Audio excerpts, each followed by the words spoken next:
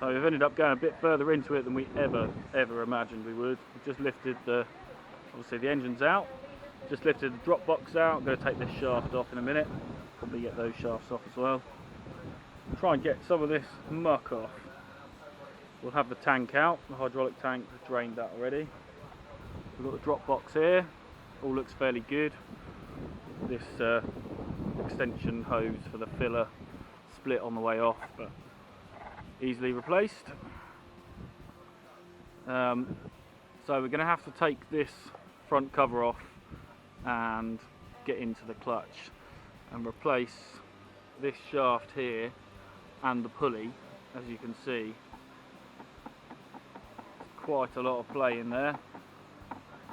I think it's probably been advised that it's definitely worth changing, so we'll get it all clean and then that'll be one of the next things. We've ordered the shaft and the pulley, so as soon as it gets here we'll get that changed.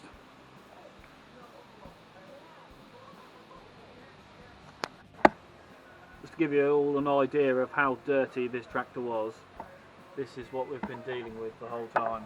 Just thick, caked on mud. And I would say that this bit's actually quite clean. So I'll just give you a quick look at what we've been doing today. So this is where the two drive shafts run. Drive shaft for the rear axle and then the PTO shaft. And you can see those two nuts on there. And that's what held the shafts on. So I had to make a bit of tooling today to actually get those shafts off. So this is the first one I made.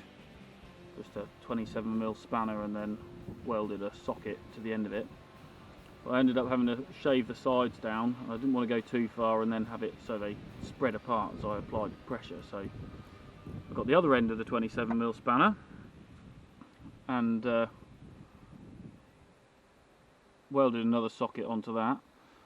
And that was good for some of it, but not really quite long enough. So didn't have any more 27mm spanners to cut up, so I just cheated.